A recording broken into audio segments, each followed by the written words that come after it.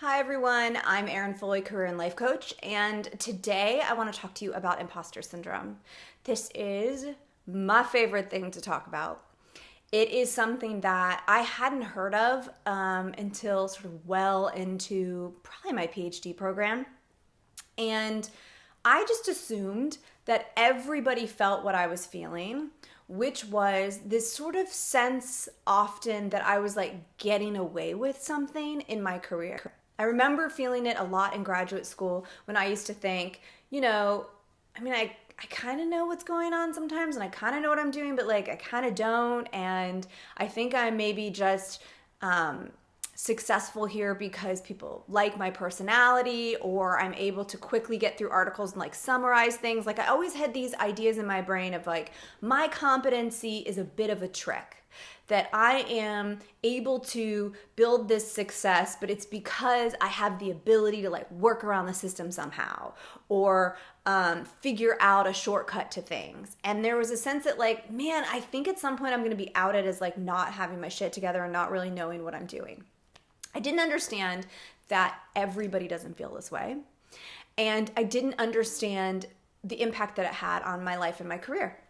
What I discovered in time as a career and life coach, as someone who really looked at this in my own life, was that I actually had imposter syndrome, which is coupled with things like perfectionism, over preparing, procrastinating, ruminating a lot about things, feeling like you have to hit a home run all the time or somehow you're failing, being afraid to really take on and try new things because I want to make sure I'm 100% a master at it before I do it, because then somehow it means that like I suck if I can't do that. I didn't understand that this was me until, well into my career. And when I started to figure this out, I realized this was really having a huge impact on how I built my career. What I thought I was capable of, the risks that I was willing to take, the money that I fought for, how much I would put myself out there. It was really having a direct impact on my happiness, my enjoyment of my career, and my success in my career.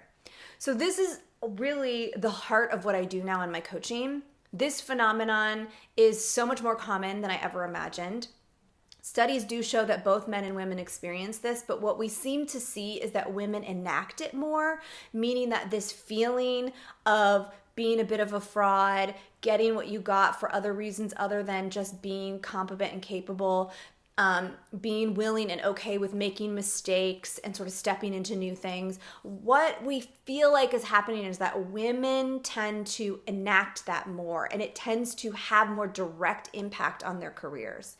So what I do now is work with people specifically around this issue because it is impacting your career big time.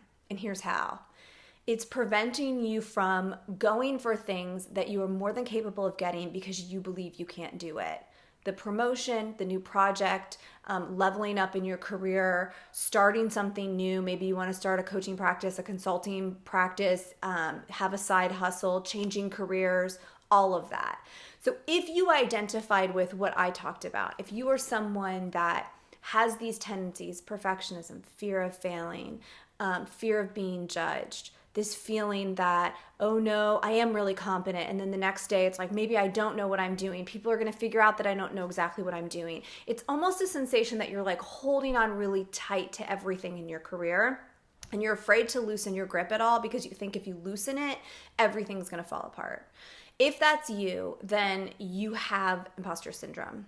It has a lot of different elements to it. It can look a little bit different for everybody, but it is holding you back. It's keeping you from feeling entitled to ask for what it is that you deserve. It's keeping you from taking the risks that you need in your business.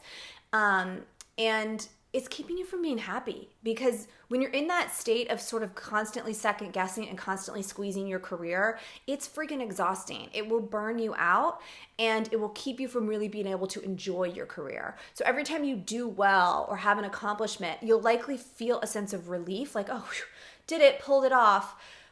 Thank God, because you're so anxious about not pulling it off, versus just feeling great and enjoying your accomplishments and enjoying your success and really celebrating that. So if this is you, yes, you have imposter syndrome. No, you are not doomed to have it for the rest of your life.